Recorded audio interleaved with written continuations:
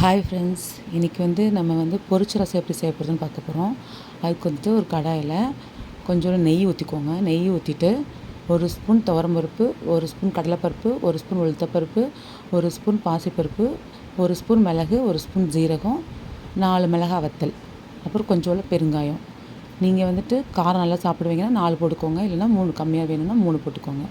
கட்டி பெருங்காயம் வேணால் சேர்த்துக்கலாம். இது நல்லா பருப்பெல்லாம் நல்லா வதங்கினதுக்கப்புறம் வறுபட்டதுக்கப்புறம் கொஞ்சோண்டு தேங்காய் அதையும் சேர்த்து வறுத்து தனியாக எடுத்து வச்சுக்கோங்க. அப்புறம் ஒரு மிக்ஸி ஜாரில் ஒரு 3 தக்காளி பழம், ரசத்துக்கு தேவையான அளவு உப்பு, மஞ்சள் தூள் இதை போட்டு அடித்து வச்சுக்கோங்க. அப்புறம் கடாயில் திரும்ப எண்ணெய் ஊற்றிட்டு கடுகு, சீரகம், கருவேப்பிலை போட்டு தாளித்து வச்சுக்கோங்க.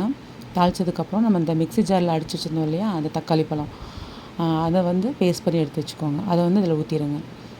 ஊற்றிட்டு அப்புறம் இந்த பருப்பெல்லாம் நம்ம ஃப்ரை பண்ணி வச்சுருந்தோம்ல, அதையும் மிக்ஸி ஜாரில் போட்டு அடித்து எடுத்துகிட்டு வந்துடுங்க. எடுத்துகிட்டு அதையும் இதோட கலந்துக்கலாம். நமக்கு தேவையான அளவு ரசத்துக்கு தேவையான அளவு தண்ணி ஊற்றிக்கோங்க. கெட்டியாக வைக்க வேண்டாம், கொஞ்சம் தண்ணியாகவே நல்லா விட்டுக்கோங்க. விட்டுட்டு இந்த மாதிரி கொஞ்சம் நுர வரும்போது ஒரு கைப்பிடி அளவு மல்லித்தழை போட்டு இறக்கிடுங்க. சூப்பராக இருக்கும். இந்த மாதிரி ரசம் நீங்கள் சாப்பிட்டுருக்கீங்களான்னு சொல்லுங்கள். இந்த மாதிரி நானே ஃபஸ்ட் டைம் தான் ட்ரை பண்ணியிருக்கேன். சூப்பராக இருந்தது. நீங்களே ட்ரை பண்ணி பார்த்துட்டு எப்படி இருக்குன்னு கமெண்ட்ஸில் சொல்லுங்கள். தேங்க்ஸ் ஃபார் வாட்சிங்.